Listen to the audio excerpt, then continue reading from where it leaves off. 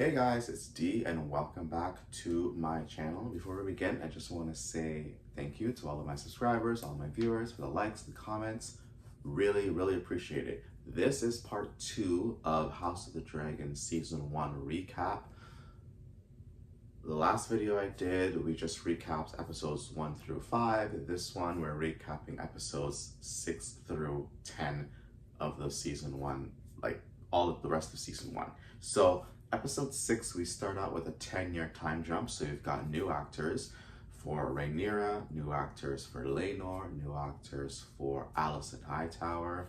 We've got just new actors, some old cast from the first 5 episodes, but a lot of new people coming in for this one.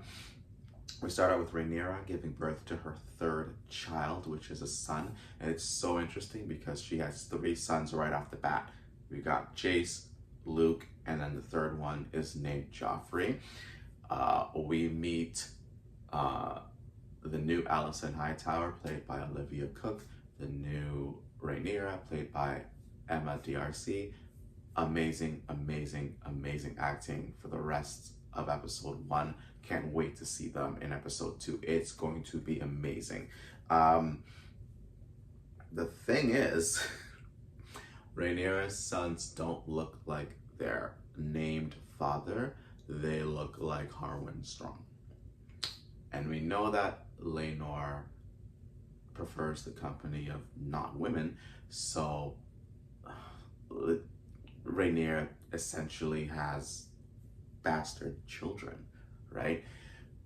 Harwin's there and Harwin's present and Harwin's involved in their lives, but you know, he's not her husband. And it's funny because in episode 3,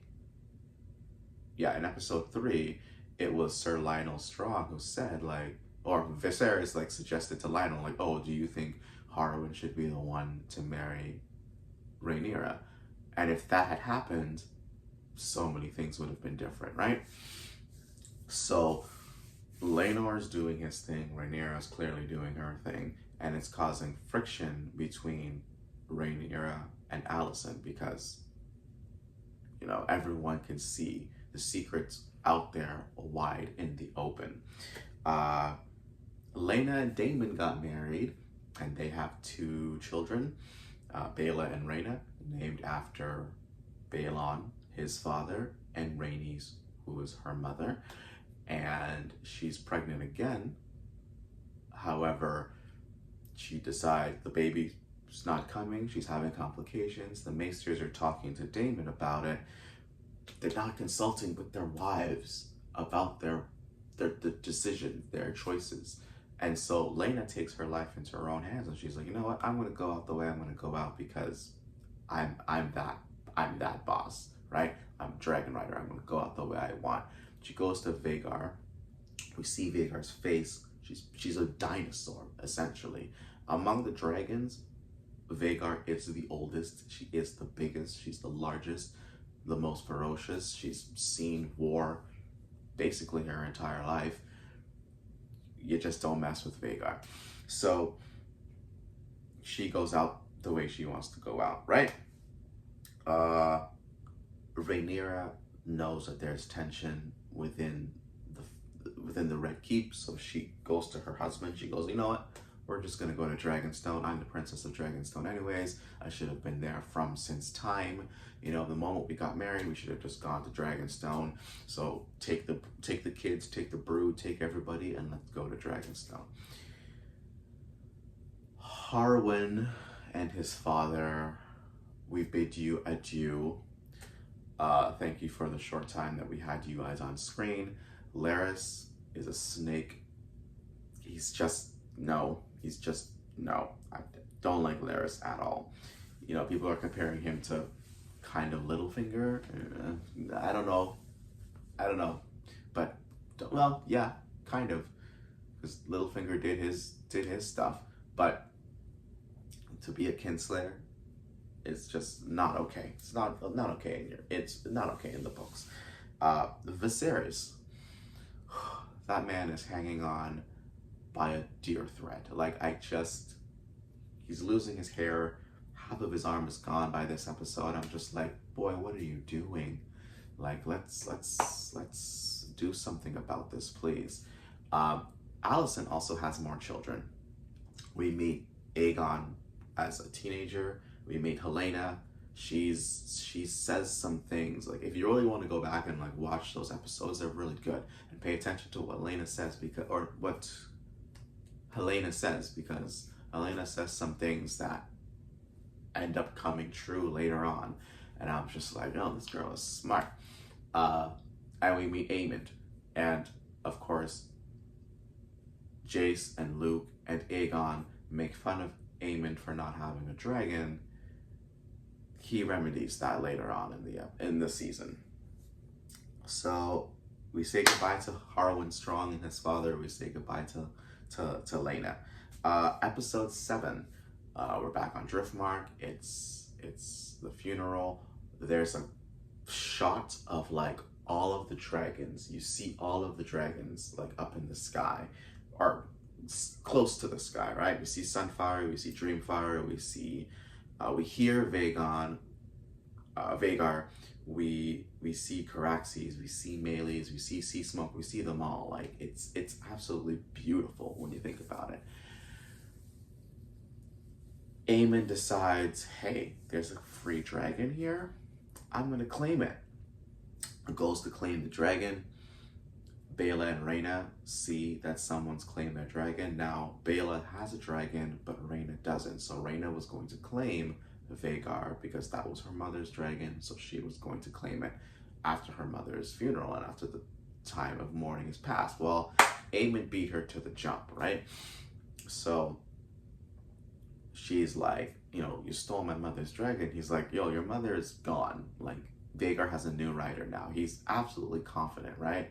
He's powered up. He's leveled up, right? He's got the biggest dragon he's got a bigger dragon than his sister and his uncle and his brother and his sister. Like, he's got the biggest dragon and the oldest dragon. Well, the kids all get into a fight. He loses his eye. Alicent's livid, naturally, because that's her son. And she goes after Rhaenyra and Luke and Jace and cuts Rhaenyra in her forearm. Viserys is just like, I'm too tired and too old for this. Like, just make your peace and get out of my hair. I want to go lay down. You know, Aemond's like, you know, it's a fair exchange. I may have lost an eye, but I gained a dragon. Which is interesting because in episode 6, when Alicent tells Aemond, like, oh, you will receive a dragon, Helena in the background says he'll have to close an eye. And that actually happens in episode 7. He loses his eye. The eye is like sewn shut, but he gains a dragon. Episode 8, we jump ahead. Oh, before we get to episode 8, the end of episode 7, you see everybody leave, right? You see Alicent leave and the kids and the dragons. So you see Vagar just spread her wings, take off. You see Dreamfire and Sunfire in the distance, and Vagar's following them. Daemon and Rhaenyra are talking, and she's like, oh, I need you by my side because with you by my side, it'll strengthen my claim. As you can obviously see, your father, my brother, has one foot in the grave, and I need to strengthen my claim so that I can defend myself. So they give Laenor a free pass. You can go. They fake his death. He leaves, cuts his hair, takes off leaving, and Daemon and Rhaenyra get married on a Dragonstone with the Maester and their children present. Episode 8, we skip ahead 6 years. Rhaenyra is pregnant with her 6th child. And we meet Aegon and Viserys, who are her sons. Stop naming your kids Aegon. Okay, we're gonna say that every single time. Corlys is fighting in the Stepstones and he gets injured. So the succession claim for Driftmark comes into play. Now, Corlys wants it to go through Laenor's line, which would be one of Rhaenyra's sons, it would be Jace. But since Jace is the eldest, he would follow his mother on the throne, so Driftmark would go to Lucerys, or they call him Luke. And so Luke would become the new Lord of the Tides, while Vaemond, who is Corlys's brother, is like, no, I'm going to go to King's Landing and dispute that because clearly Rhaenyra's sons are illegitimate, and so I'm going to be the next in line. Even though Corlys and Rhaenys had a daughter, and their daughter had daughters. So naturally, if it's the son and you don't want the sons, if the son doesn't have any legitimate children, you go to the daughter and she would, to that legitimate child or children that the daughter has. But no, he thinks he should have Driftmark. So everybody goes to King's Landing. Rhaenyra, big belly pregnant, going to King's Landing with all of her children. She's got 5 sons, which is hilarious. She has 5 sons, and here her father was trying to have sons with her mother for years and didn't have any that lived. And yet Rhaenyra is able to pop out sons like it was nobody's business, which is hilarious again to me.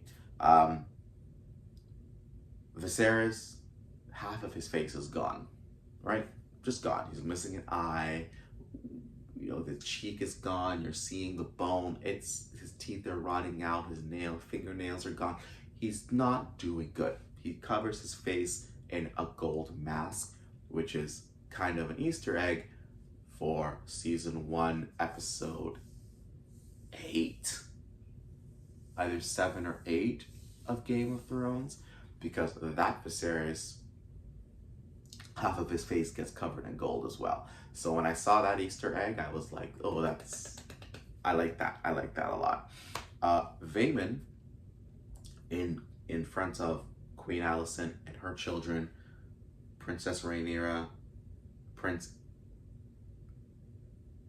Daemon, Princess Rhaenys, all of the children, the court, Otto Hightower, everybody calls Rhaenyra an insult and says her children are bastards. And so in the presence of the king, you're insulting his daughter and his grandchildren and basically his family line. And, Viserys, as crippled as he is, as old as he is, as frail and as broken apart as he is, he gets up and he's like, I'm going to take your tongue. And Daemon's like, hold that. Takes off his head, but keeps the tongue exactly where it is, which takes a strategic amount of, you got to slice at just the right angle to be able to have the tongue still attached to the body, and yet you take off this half, so the tongue is still there, but this half is disconnected from the body. Then they have the Last Supper. Viserys makes me cry. If you go back and watch my season 1 reaction to that, I literally cry. Paddy Considine, who plays Viserys, job well done. You've brought everyone to tears with your portrayal. Even George R.R. Martin was impressed and thrilled and applauded your work. And then, he says goodbye to his family, essentially. And then we see him meet Aemma Arryn in that moment. He says, in that moment where he's reaching up and he says, my love, he's actually talking to Aemma Arryn. Episode 9 focuses on the Greens, right? Because as Viserys was passing away, he was talking about Aegon's prophecy and the need to unite the realm. Again, stop naming your kids Aegon because that causes confusion. And so Alicent mistakenly thinks that they're talking about their son because he says, the prince that was promised, and he's talking about the prophecy. He's rambling. He's on pretty much opium, right? Milk of the poppy is a drug that drugs you and you're hallucinating and you think you're talking to people who aren't there. So Alicent runs to her father and is like, oh, he wanted Aegon to become king. Otto Hightower is like, yay, my machinations are working. Allegedly, the small council has been planning this behind Alicent's back for years, and they didn't know, which I think is funny because if Otto Hightower really wanted Aegon to be king, even behind Alicent's back, as the hand, you know you're going to stay in a position of power when your grandson becomes king, right? When you look back at Tywin, when Joffrey passes away, he goes to Tommen and he's like, okay, well, this, he starts quizzing him, he starts talking to him, and he's like, all right, like a wise king keeps his counselors and continues to listen to them. So what Otto should have done, in my humble opinion, correct me if you think I'm wrong, Otto should have been preparing Aegon to take the throne, even though Viserys didn't make him his heir, and even though Viserys was saying like, oh, it's going to be Rhaenyra, it's going to be Rhaenyra, it's going to be Rhaenyra, if Otto was smart, he should have been helping Aegon this entire time. From the time Aegon is, 2, 3, 4 years old, taught him how to read, taught him how to write, taught him how to ride a horse, taught him how to hunt, teach him things, bring him to the small council meetings, because clearly Viserys is not going. So if you had brought Aegon to sit in on the council meetings and talk and listen to what these people were saying the entire time, the coup that they pulled to make Aegon king would have gone a lot smoother. The one thing I didn't like about season 9 was the fact that Rhaenys burst up through the floor.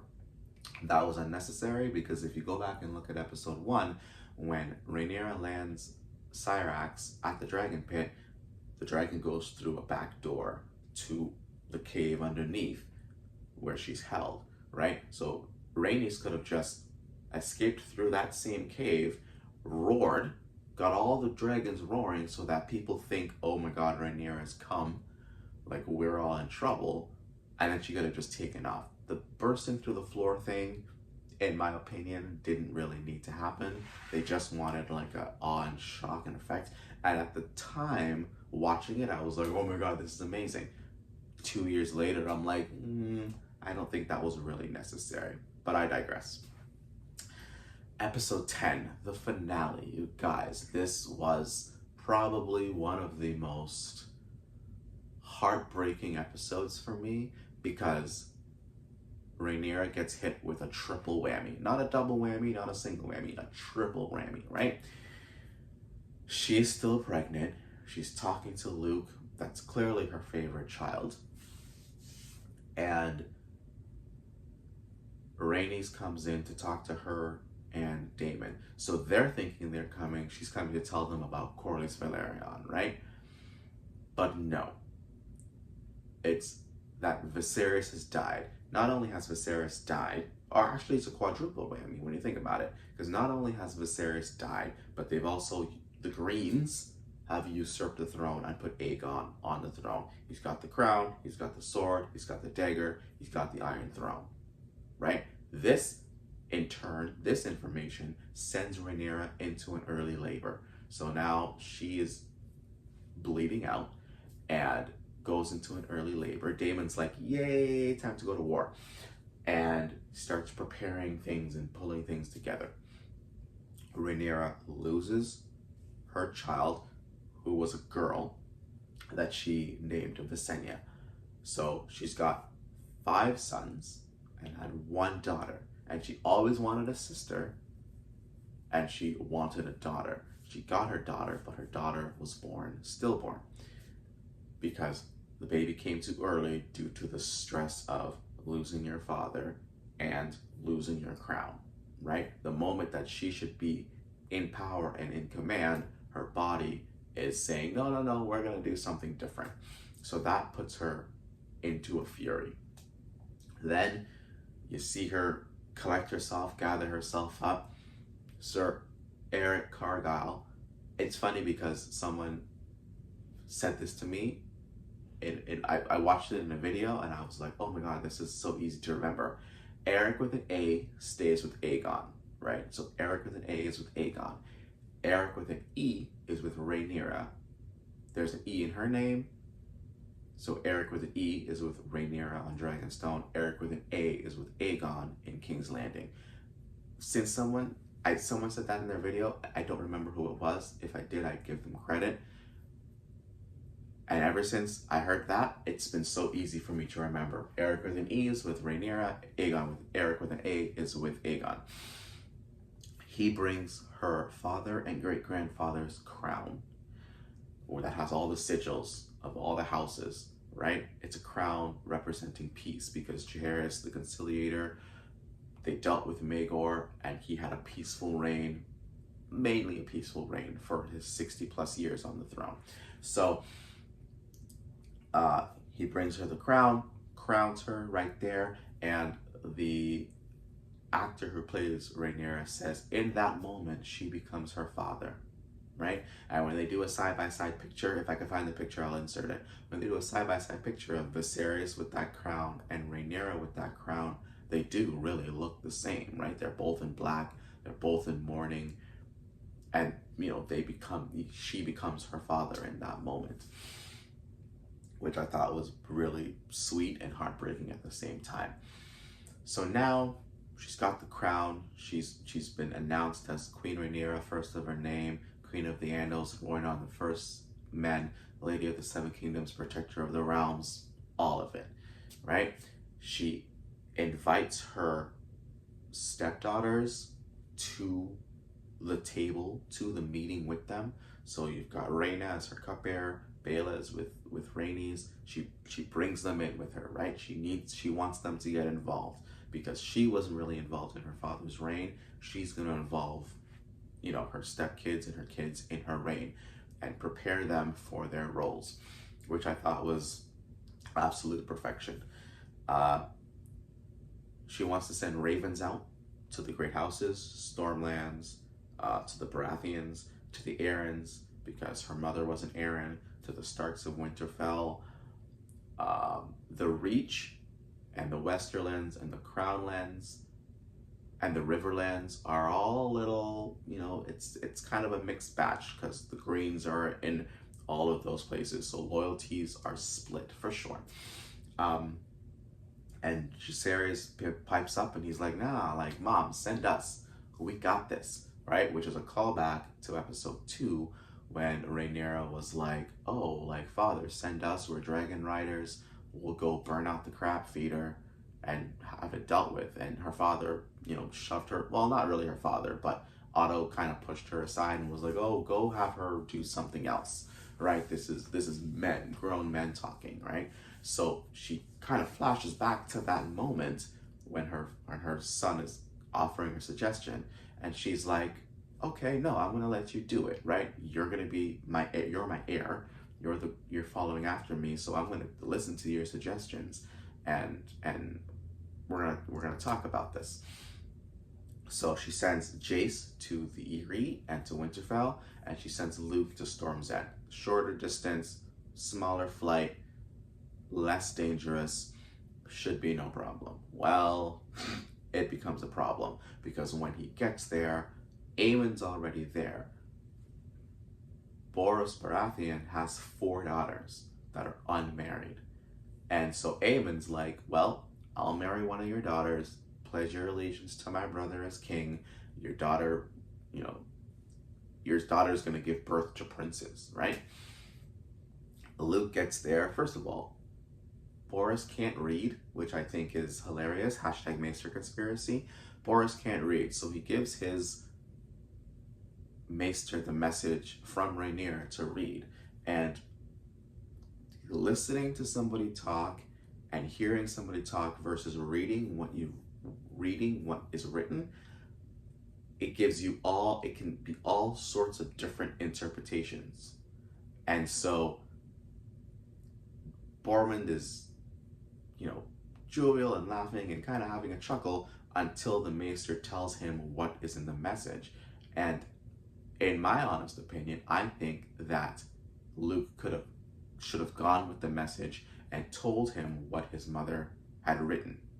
Because if it had come from Luke, it probably would have been interpreted differently than hearing it from the Maesters, who don't like the Targaryens, who don't like dragons, who think dragons are magic. They don't like magic because they can't understand magic. So they want to, hashtag Maester Conspiracy, bring down the Targaryens. So Aemon's there, with Vhagar. And when Luke lands, his dragon looks so big until you see Vhagar, and you're like, oh, that's a baby. Yikes. Then Aemon's like, take out your eye in payment for mine, and I'm gonna give it to my mother. But he said, like, oh, it was a fair exchange. I lost an eye, but I gained a dragon. Remember, he said that back in episode 7? But now he wants that eye, and he's gonna give it to his mother. So Luke leaves because Lord Baratheon's like, I'm not gonna have blood shed beneath my walls. The boy came as a messenger. Boy, go back to your mother. Tell her that this Lord of Storm's End is not some dog she could whistle up to set against her foes. Love that line. He ate that line. Luke goes out. It's pissing down rain because, you know, Storm's End. It's always storming. And you see him take off. And the dragon, okay, dragon's flying. But then the lightning cracks and you see Vhagar above Arax. And Vhagar is naturally huge, right? She's 180 something years old. She's a monster. They chase each other. Vhagar's snapping, clawing. Arax is nimble and small, so she's able to get into like small crevices and all kinds of things. The dragon gets scared and blows fire out of Vhagar's face, right? Even though Luke in High Valyrian is telling Arax not to attack. She's still, you know, it's a fight or flight defense. She attacks. Well, Vhagar does not like this at all, and she's like, I'm gonna have myself a little snack, and takes off. Aemon's losing it because he's like, no, Vhagar, don't do it. But Vhagar is not hearing him. Maybe she's old, she needs hearing aids. I don't know what it is. Luke gets above the clouds. Perfect, sunny, beautiful scenery. He's a little wet, but he's like, okay, I'm clear. Let me just fly home. And Vhagar just comes up out of the clouds and just gone. And Aemon's lost it. He's just like, aha. And you see the innocent man who's just like, I just killed not only my nephew, but a messenger. So they're gonna put me as a kinslayer. They're gonna name me all sorts of things now. That's how it ends. Oh, actually, doesn't know how it ends. You see Rhaenyra at the painted table talking to her advisors. You see Daemon come in and he takes her toward the fireplace and he tells her what happens, and you see her stumble and clutch herself and hold herself, and like, you know, like you see her body shake, and then you just see her stand up and turn to face the camera, and the face that Emma D'Arcy makes is just war, right? You just see war across her face. Like she is coming for vengeance, for justice, for fire, for blood. That's why Fire and Blood is the words of House Targaryen, because that's what she's coming for. She's coming for fire and blood. House of the Dragon drops tomorrow. I'm putting this up on the 15th. Drops tomorrow, guys. I can't wait to do a reaction. Join me. I am trying to get to 500 subscribers by the end of House of the Dragon Season 2. So if you're not subscribed, please do. And if I can get to 500 subscribers by the end of Season 2, which is like the beginning of August, I will be doing a giveaway for someone. So put your name, your YouTube name, let me know in the comments like, hey, I'm the 500 subscriber, and I'll reach out to you. And guys, this is gonna be a great second season. I absolutely cannot wait. So don't forget to comment, like, subscribe, turn on the notification bell. Until my next video, guys, peace out, and let's get into it.